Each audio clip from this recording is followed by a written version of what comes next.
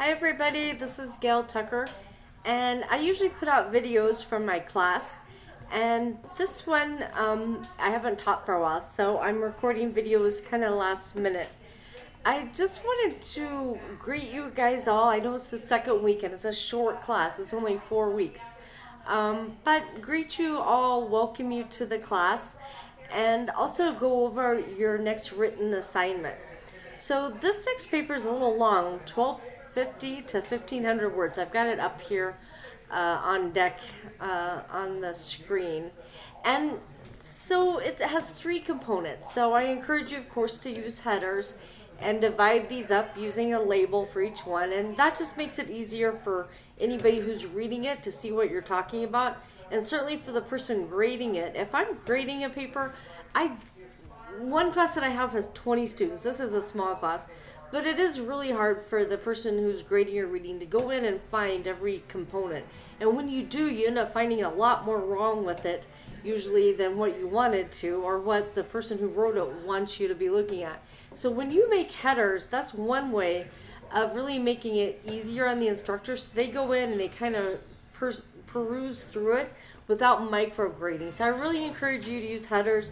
I can just go through and say, hey, did he or she answer the question that was asked? Are the references good? Does this look like it's an APA format? And move on from there.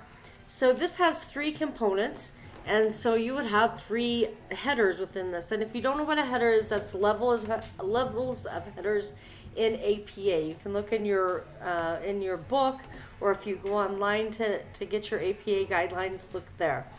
A little bit of this is kind of fluffy, not real hard science, but it's asking you to think about yourself, your professional and your personal identity, and your Christian worldview.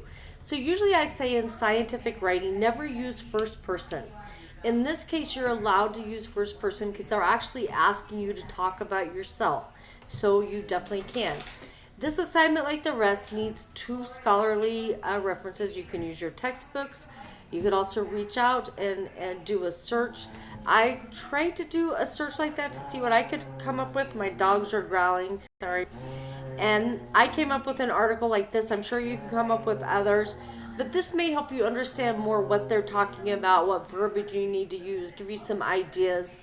You can certainly, when it's talking about a Christian worldview of yourself and your professional life, you can also go to the Bible by all means and add scripture to your paper. That's totally okay. That's what I have for you. I hope you're doing okay with the DQs. I have a 300 word limit on the DQ responses, and then for each, and two scholarly references, on your reference list, and sorry, my dogs are barking, I'm distracted.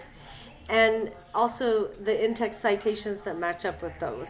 I know it's hard to do APA type of formatting once you put it into this format, once you put it into the DQ, so just do the best you can on that.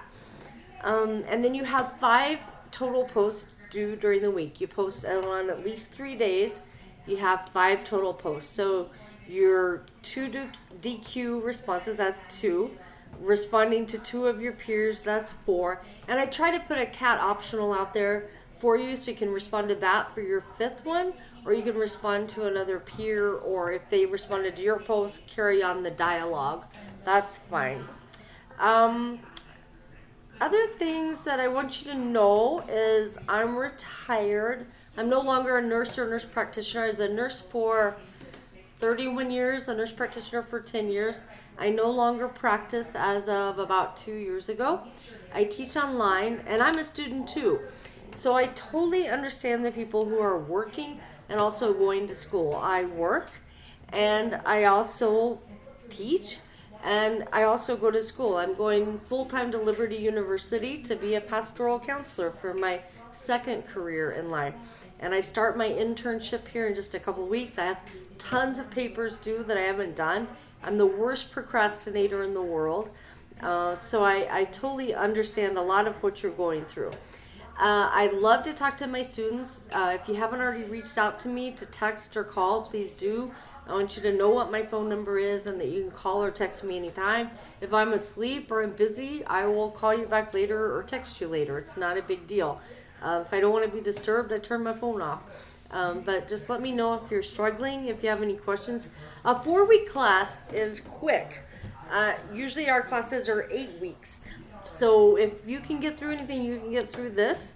It's almost halfway over. So hang in there, and please let me know if you need any help, okay? I don't have an example paper for this. I haven't taught this class in some time. I usually teach $6.99, the capstone. So I don't have an example paper, but I will try to get a template out for you. So you kind of have something to go for of what format I want. And as long as you use headers and APA format, you're fine. I just try to throw some help out there for you. You guys have a great day. And again, I'm very open to talking to my students. I'm old school in that way. I used to talk at a podium to my students for many years. So reach out to me. Take care. Have a really great day. Bye-bye.